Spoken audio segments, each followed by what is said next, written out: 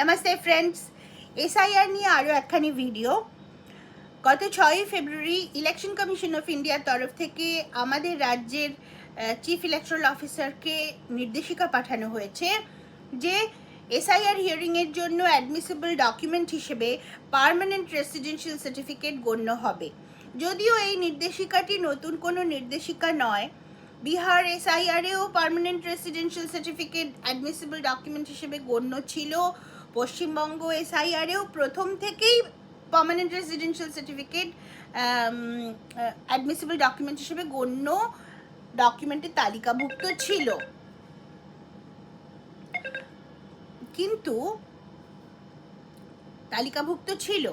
কিন্তু তৎসত্ত্বেও সেটাকে ক্রমাগত ডমিসাইল সার্টিফিকেট বলে ডাকা হয়। এ রাজ্যে পার্মানেন্ট রেসিডেন্সিয়াল সার্টিফিকেটের সঙ্গে ডমিসাইল সার্টিফিকেটকে এক করে দিয়ে ডমিসাইল সার্টিফিকেট প্লেস করবার চেষ্টা চলেছিল হিয়ারিং ডকুমেন্ট হিসেবে, এবং সেগুলো গ্রহণযোগ্য হয়নি।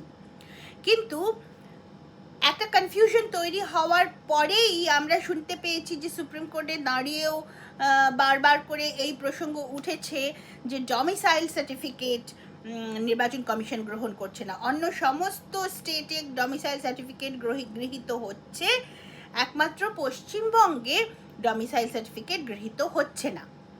এই অভিযোগ বারবার উঠেছে, সুপ্রিম কোর্টের সামনেও উঠেছে। সেই কারণেই ইলেকশন কমিশন একটা ক্ল্যারিফিকেশন দিয়ে নতুন করে নির্দেশিকা জারি করে স্টেট ইলেকটোরাল অফিসারকে, chief electoral officer of West Bengal স্টেটকে জানিয়ে দিল যে পার্মানেন্ট রেসিডেন্সিয়াল সার্টিফিকেট তথা ডমিসাইল সার্টিফিকেট একটা গ্রাহ্য নথি বলে গণ্য হবে। আমি আপনাদেরকে সেই নির্দেশিকার একটা অংশ বিশেষ একটু পড়ে শোনাবো। তিনটে আলাদা আলাদা কাগজ, সেই তিনটে কাগজে স্পষ্ট করে দেওয়া হয়েছে যে পার্মানেন্ট রেসিডেন্সিয়াল সার্টিফিকেট বা ডমিসাইল সার্টিফিকেট বলতে কি মিন করা হচ্ছে সেটা কিন্তু আমাদের খুব জানা দরকার। ডমিসাইল সার্টিফিকেট বলতে আমরা পশ্চিমবঙ্গ সরকার যেরকমভাবে ডমিসাইল সার্টিফিকেট যে কোনো লোক এসছে তাকে ডমিসাইল সার্টিফিকেট দিয়ে দিয়েছে, সেই জিনিসটা ডমিসাইল সার্টিফিকেট যে নয় সেটা বোঝা আমাদের দরকার। আসুন আমরা জায়গা মতো অংশটা পড়ে শোনাই। এটা হচ্ছে নাম্বার ইলেকশন কমিশন অফ ইন্ডিয়ার যে নির্দেশিকা, সেটা number 23/ES-2/2025 SIR dated 6 February 2026 to the Chief Electoral Officer West Bengal Kolkata। একটা জায়গা আমি পড়ছি।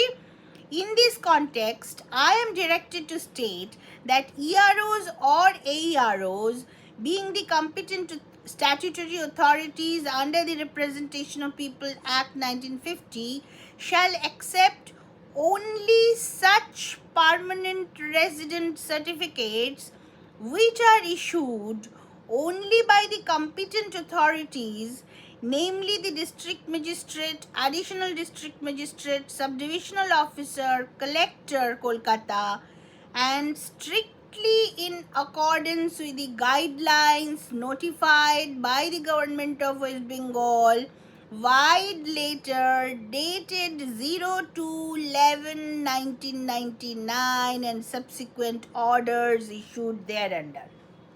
মানে কেবলমাত্র সেই সমস্ত পিআরসি পার্মানেন্ট রেসিডেন্ট সার্টিফিকেটগুলোই গণ্য হবে যেগুলো পশ্চিমবঙ্গ সরকারেরই 1999 সালের 2রা নভেম্বর তারিখে যে চিঠি, যে অর্ডার পশ্চিমবঙ্গ সরকার ইস্যু করেছিল, সেই অর্ডার অনুসারে, সেই অর্ডার যেভাবে পার্মানেন্ট রেসিডেন্ট সার্টিফিকেট যাদেরকে যে উদ্দেশ্যে এবং যেভাবে পার্মানেন্ট রেসিডেন্ট সার্টিফিকেট ইস্যু করতে নির্দেশ দিয়েছিল, পশ্চিমবঙ্গ সরকারই দিয়েছিল, সেই নির্দেশিকাটাই ফলো করা হবে। সেই নির্দেশিকা অনুসারে যে সমস্ত পার্মানেন্ট রেসিডেন্ট সার্টিফিকেট ইস্যুড হয়েছে, সেই পার্মানেন্ট রেসিডেন্ট সার্টিফিকেটগুলোই কেবলমাত্র অ্যাকসেপ্টেড হবে।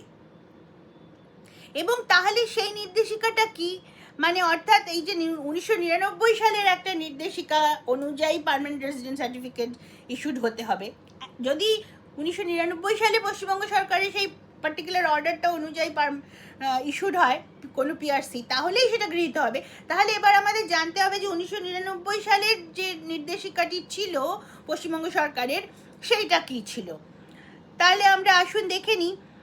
এবার এই ইলেকশন কমিশনের এই নির্দেশিকার পরিপ্রেক্ষিতে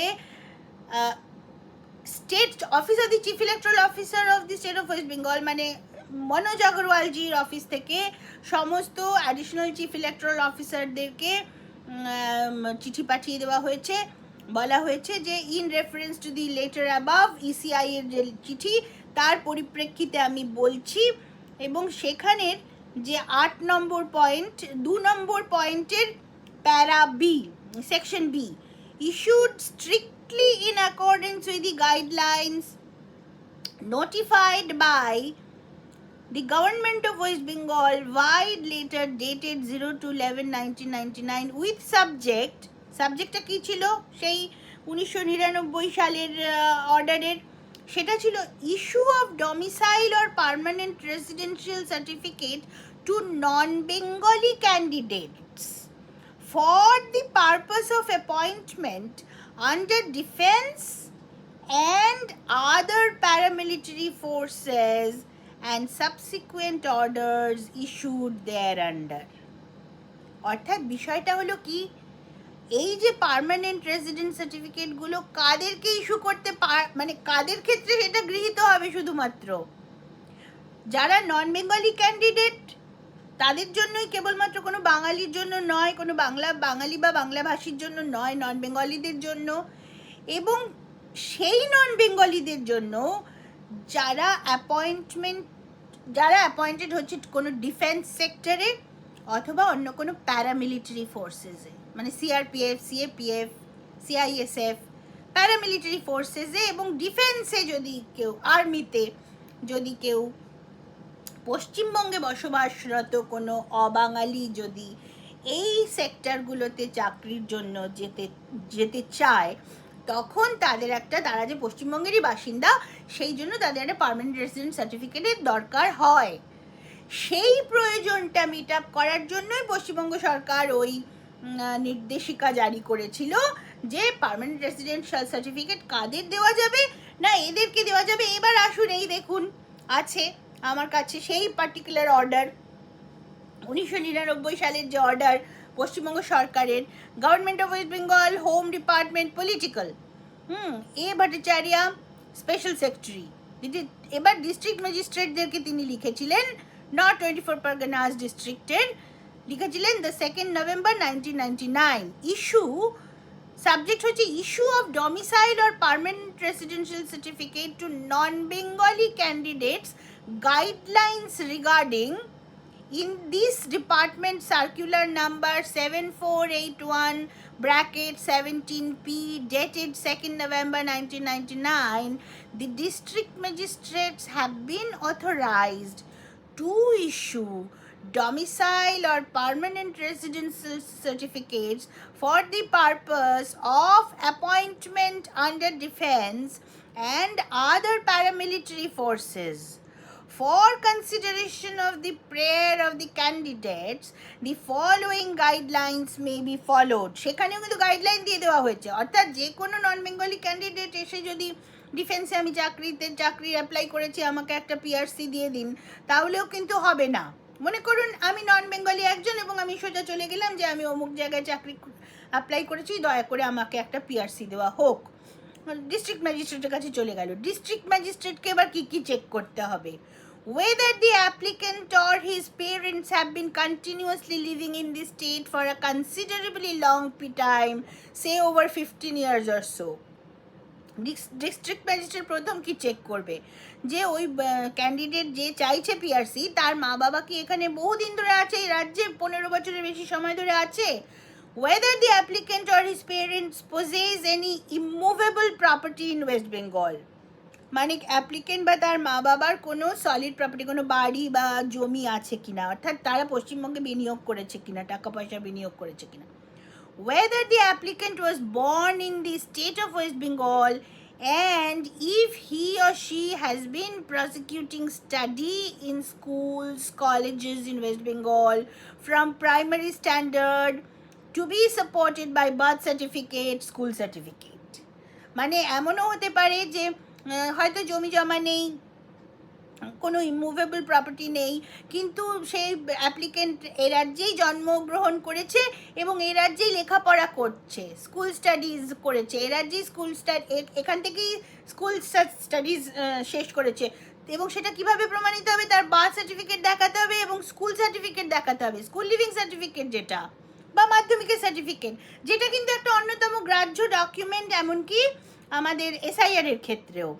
তারপর বলা হচ্ছে whether the applicant stays here in office quarters or in a rented house or in his or their own house and the duration of such stay. আরও দেখতে হবে যে কি সত্যি কোনো কোয়ার্টারে থাকে, মানে মনে করুন কোনো অফিস কোয়ার্টারে থাকে, সেখান থেকেই অন্য চাকরির জন্য অ্যাপ্লাই করছে বলে, নাকি রেন্টেড হাউসে থাকে, নাকি নিজেদের বাড়িতে থাকে। এবং সবচাইতে বড় কথা, যেটা দাগ দেওয়া আছে, এই দেখুন, আপনারা দেখতে পাবেন কিনা আমি জানি না, হ্যাঁ দেখা যাচ্ছে, দাগ দেওয়া আছে পাশে, সেটা হচ্ছে DIB reports and recommendations over and above other certificates and recommendations.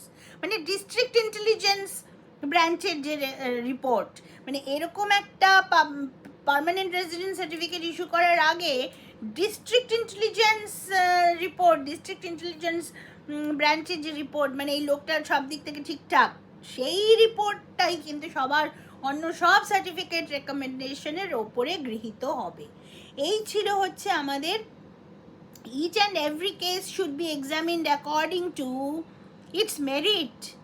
Before issue of the certificates, he should satisfy himself about the genuineness of the certificates and documents submitted by the candidate. অর্থাৎ district magistrate এই ধরনের PRC issue করার আগে ক্যান্ডিডেটের কাছ থেকে যে সমস্ত ডকুমেন্ট তিনি কালেক্ট করছেন, সেগুলোর জেনুইননেস সম্বন্ধে তিনি যেন নিশ্চিত হয়ে তবেই সাইন করেন, তবেই পার্মানেন্ট রেসিডেন্স সার্টিফিকেট ইস্যু করেন, নাহলে কিন্তু চার্জ ডিস্ট্রিক্ট ম্যাজিস্ট্রেটের চাকরি নিয়ে টানাটানি হবে, এটাই ব্যাপার।